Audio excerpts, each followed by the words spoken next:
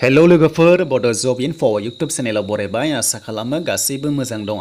आसाम पुलिसनि cut off सावरायनो लादों नोंथांमोना भिडिअखौ मोजां मोनोबा नायलांबाय थाबानो जाबाय बेसेबां काट अफ थांगोन फाइनाल लिस्टआव आरो एडमिट गनो थाखाय बेसेबां मार्क्स नांगोन आउट अफ 40 नि गेजेराव फिजिकलाव।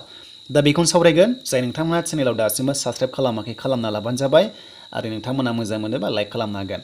दा आं प्रिभियास इयारनिखौ रिफारेन्स लाबोदों लोगोफोर आसाम पुलिस आं दायो उदालगुरिनिखौ स्पेसियली लाना फैदों थ' आं नोंथांमोननो खिथागोन बेसेबां थांदोंमोन प्रिभियास इयाराव एडमिट गनो थाखाय। दा हमना ला जोंनि उदालगुरियाव लोगोफोर फिजिकेलाव गासै 40 थायो जेरावबो अल आसाम 40 थायो बेनि गेजेराव थांनाय बार एबा रिलियाव 29.29 निफ्राय लानाय जादोंमोन एडमिट गनो थाखाय आरो बे समाव एफिआरआवबो दंमोन पस्टआ बेखौनो जोङो राननांदोंमोन एबा पस्टआ जोबोद खम दंमोन साइन्सनि आरो आर्ट्सनि थाखाय सेपारेट दंमोन।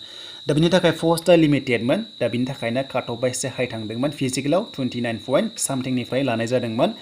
दा बेखौ दोनथ'नानै देग्लायनि रिलिखौ सावरायनोसै।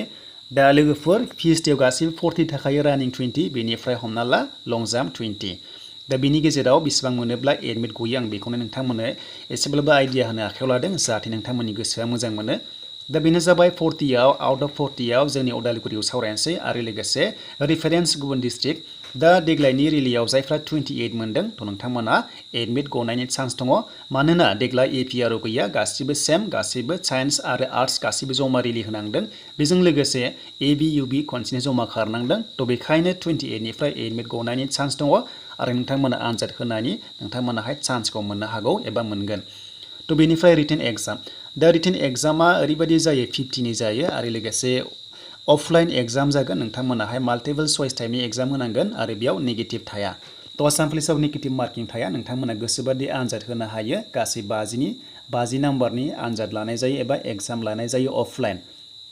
दा बेयाव ओरैबायदि जायो जायफ्रा हमना ला आं 30खौनो लाबाय पिएचडिआव थ' जायफ्रा फिजिकेलाव 30 मोनदों नोंथांमोना हमना ला रानिंआव 15 बेनिफ्राय लं जाम्पआव 15 दा 30 लाबाय आङो एग्जाम्पल महरै 30खौनो लाबाय दा बेनिफ्राय रिटेन एग्जामाव 50 जायो।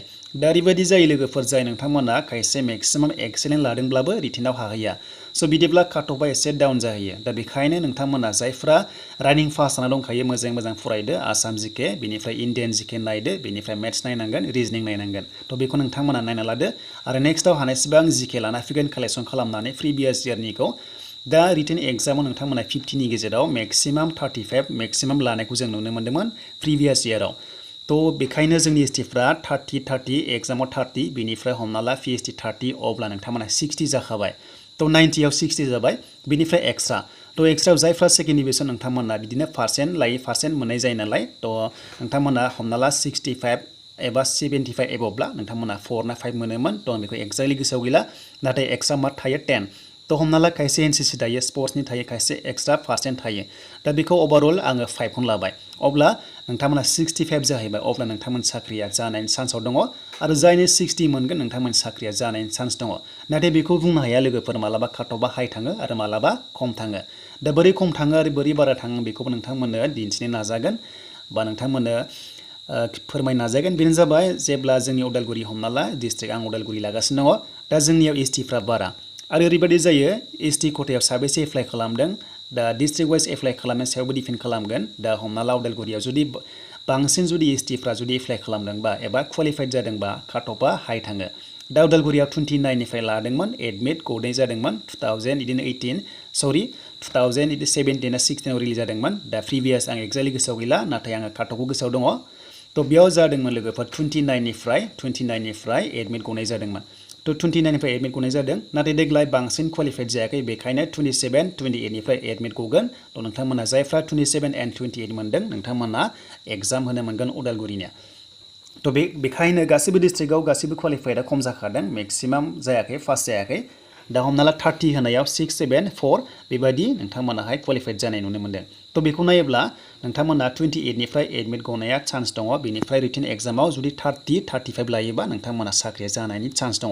बेनिफ्राय एक्सट्रा मार्कआ जाबाय थ' बेखौ लास्टआवसो सेलेक्सन खालामो फाइनालावसो एड खालामनाय जायो दा नोंथांमोननिखौ फिजिकेलाव लानाय जाया बेखौ थ' नोंथांमोना एक्सट्रा मार्कखौ फाइनाल लिस्टआवसो मोननाय जायो। थ' बेनो लोगोफोर डिस्ट्रिक्ट वाइज काट अफआ ओरैबायदि जायो जाय डिस्ट्रिक्टआव बांसिन स्टुडेन्टसा एप्लाइ खालामदों बेयाव काट अफआ हाइ थाङो। दा बेखायनो जोंनि उदालगुरियाव एसटि बाराब्ला थ' एसटिआ काट अफआ बारा थाङो बेखायनो थांनाय बाराव एसटिआ 29निफ्राय गदोंमोन आरो बेनिफ्राय एसटिफ्रा खमनिफ्राय गदों। थ' बिदि जायो आरो लोगोफोर स' बिनिफ्राय जेनेरेलाव थांनोबा नोंथांमोना एसटि ब्लाबो साख्रि मोननाय जायो जायनि काट अफआ हाइ थाङो हमना ला 65 एबभ एबा 75 जायोब्ला नोंथांमोना जेनेरेलावबो साख्रिया जाना फैयो थ' एसटि खथायाव थाया नोंथांमोननि काट अफआ हाइ थाङोब्ला नोंथांमोनाहाय नाम्बारखौ मोजां मोनदोंब्ला जेनेरेलावबो साख्रिया जाना फैयो दा बेनि लोगोफोर आसाम पुलिसनि माखासे एनालाइसिस काट अफ दा काट अफआ जोंनि एसटिफ्रा मिनिमाम 55 एन्ड 60 आव थागोन नोंथांमोना जायफ्रा 50 एबभ मोनदों नोंथांमोना साख्रि मोननायनि लामायाव दङ दा बेनो एक्जाक्टलि बुंनो हाया जुदि काट अफआ जुदि खम थाङोबा नोंथांमोननि काट अफआ खम जागोन आरो थ' बेखायनो 55 मोनोब्ला नोंथांमोननि साख्रिया जानायनि लामायाव दङ थ' बेखायनो आनजादखौ नोंथांमोना मोजां होदो आरो आसाम पुलिसाव साख्रि लादो थ' बेनोसैमोन लोगोफोर दानिया नोंथांमोना एसेब्लाबो हमदांनो हाबाय आरो मोजां मोनोबा लाइक खालामदो आरो नोंथांमोना चेनेलाव दासिमबो साबस्क्राइब खालामाखैबा खालामना लादो